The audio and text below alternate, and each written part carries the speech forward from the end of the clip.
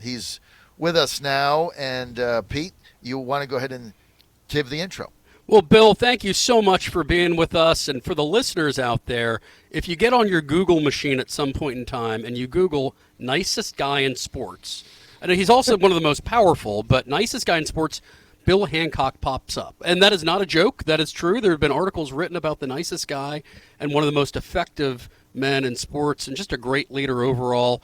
My old friend, Bill Hancock. Bill, great. Thanks so much for being with us this morning.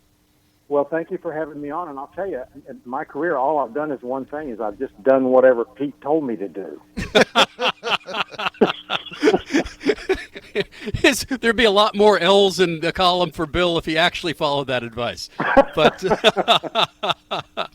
well, Bill, as you know, we're here for game day in Charlottesville. We have my William and Mary tribe facing the vaunted UVA Wahoos Cavaliers tonight, the kickoff in Scott Stadium. And I know you last week you kicked off the college football season. Lots of hype, lots of anticipation. Talk to us about what you think we're all huge fans here. What we're in store for this season in college football. Well, we have a great season ahead of us.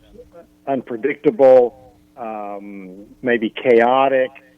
It's going to be another really fun season. Before I go too far into that, I want to say, let's all enjoy the game tonight. UVA William and Mary. I can't wait. I'll be watching. That's two schools that do it right.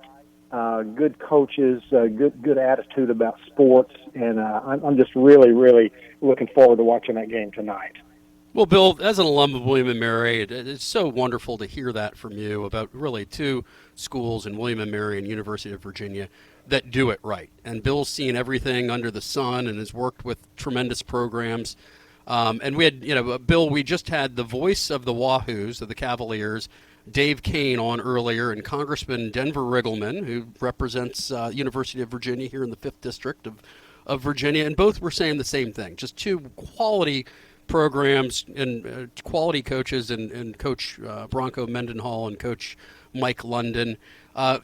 Talk to me about what, you've been a leader for a long period of time and involved in athletics for a long period of time.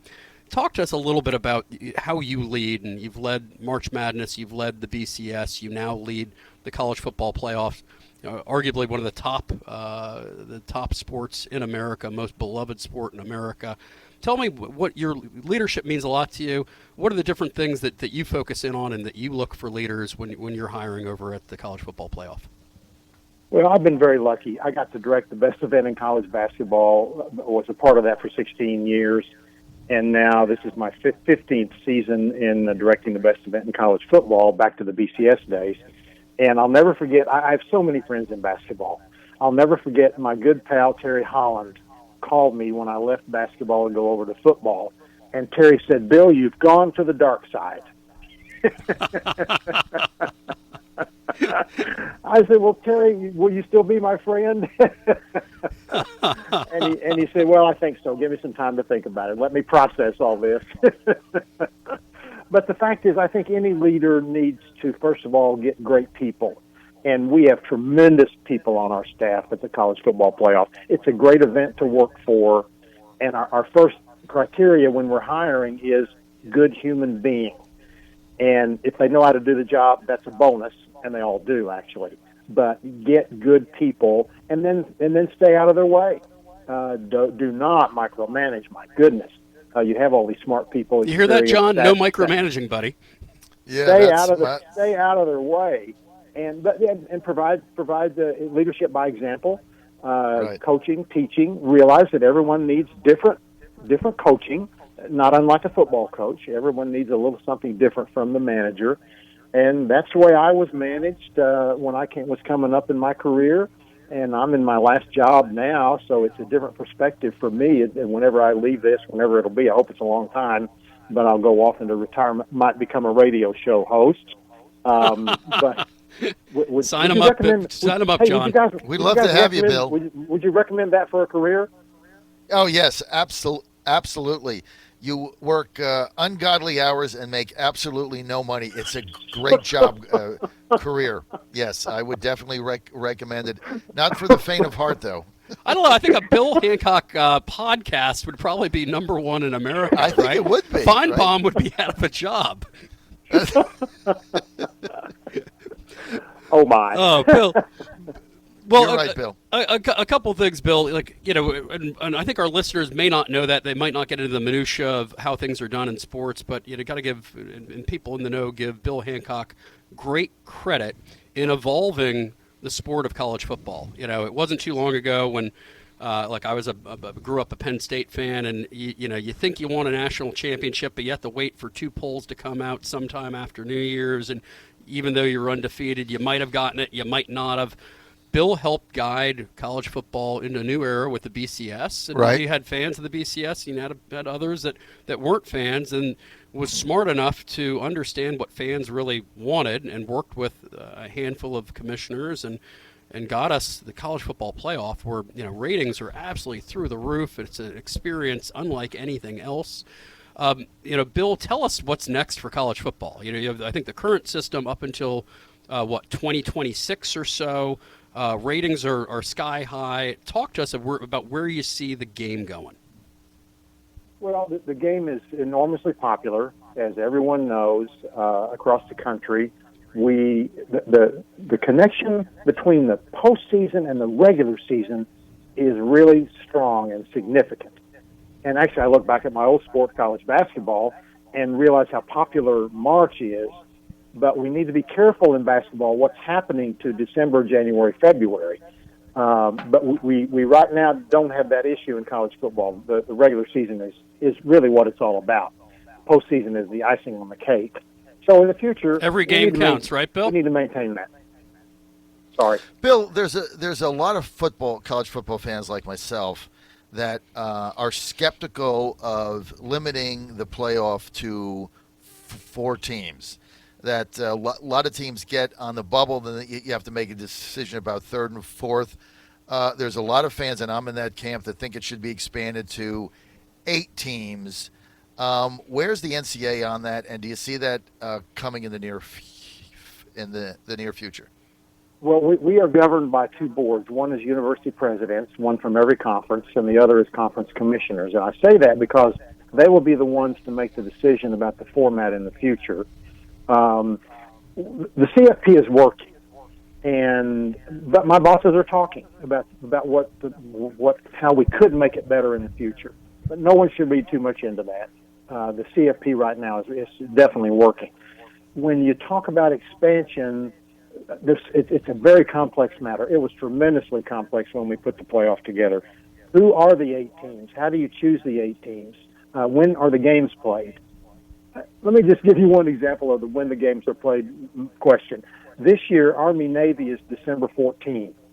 I don't think any of us want to mess with Army-Navy. It's a classic. Amen to that. It is a true classic. And so then we would be looking at starting a playoff maybe December 21, if it did exist this year, starting a larger playoff. Well, the NFL's playing on that Saturday, 2 games. I don't think we want to go up against them. It wouldn't do us any good. It wouldn't do them any good either.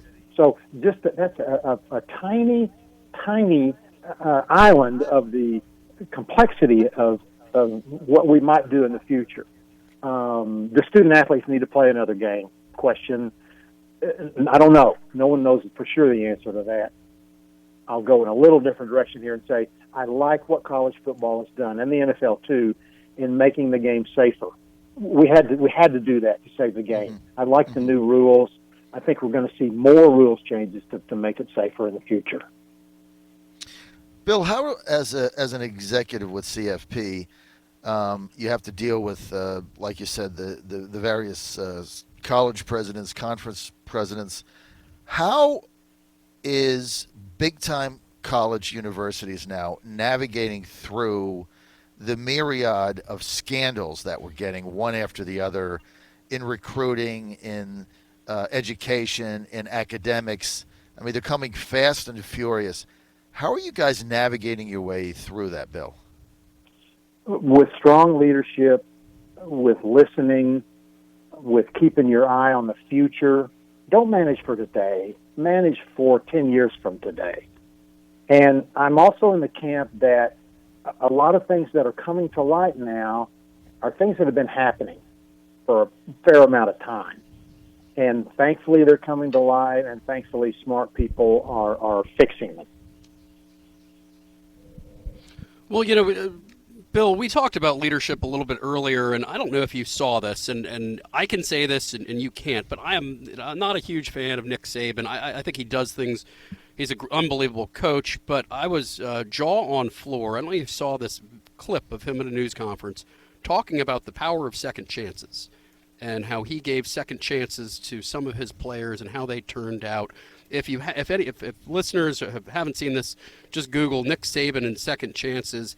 It was probably a 3-minute stem winder on just the power of leadership, the power of giving these young men some guidance and second chances. Bill, did you happen to see that at all? And I'd love your thoughts on just how you think Coach Saban coaches and leads from Alabama. I did not see that piece, but obviously I know Nick quite well, and he's one of the most focused people I've ever been around. He's very, very, very, very smart. He's like Pete Snyder smart. And he doesn't tolerate anything less than the best out of people. He wants the three of us to do our best, and if we fall short of that, then he gets on us. So yeah, I don't want to spend too much time talking about that, but I will. I'll Google that piece because I look forward to seeing it. It was absolutely tremendous, Bill, and it's the type of leadership that you provide. And all right, we're game day here in Charlottesville. I know you've said that both UVA and William and Mary are two programs that do it right. Tell us what you think. I mean, it's William and Mary is what a 5-touchdown underdog. Now, if Bill, you might not remember this, but I certainly do. A decade ago, we stunned UVA at Scott Stadium. William and Mary beat them, and now our new coach, former coach of UVA, Mike London, who holds the title of, in Las Vegas, producing the biggest points upset in the history of college football when his Howard Bison beat Nevada, I think, a couple years back. Tell us what you expect tonight, Bill. Oh, I think a very competitive, emotional game. Obviously, it means so much for William and Mary. But Bronco and his staff and the players, I think they're definitely on the right track. I know enough not to make any predictions, but I just know it's going to be a really, really fantastic event for everyone who's there. And as I said, I'm looking forward to watching it on TV. How's that for a non-answer? He's good at his job, John. He's good at his job. You sound like one of the politicians I get on my show. You ask them a question, they talk for 5 minutes and say nothing that has anything to do with the question you asked, Bill. Bill, I know you asked about a future in radio. Whatever state you're in, run for governor. You're definitely going to be elected. He'd be governor of Kansas in 2.2 seconds, and I would move out there to help him. Oh, there's a bunch of people running for U.S. Senate out there, Bill. You should jump in the race. He doesn't want to be in the swamp. Do something where he has real executive experience. He wants to be a governor. That's right. Hancock for governor, and Hancock for president after that. We'll take it. Wait a minute. I thought it was Mike London for president. Have you already changed? He's going to be Bill's vice president. It's all going to work out. Coach Mendenhall will be Secretary of State. It's going to be a beautiful thing. Bill, thank you so much for being a friend of mine, a friend of the John Fredericks Show. We are excited for just a tremendous college football season, and we know we're gonna get good things from you and all the powers that be and all the players out there. Thanks for everything that you do. Thank you, Bill. Well, thank you. As always, this has been great fun. Y'all take care, and let's do it again soon. Thank you, Thanks, Bill. And good luck in your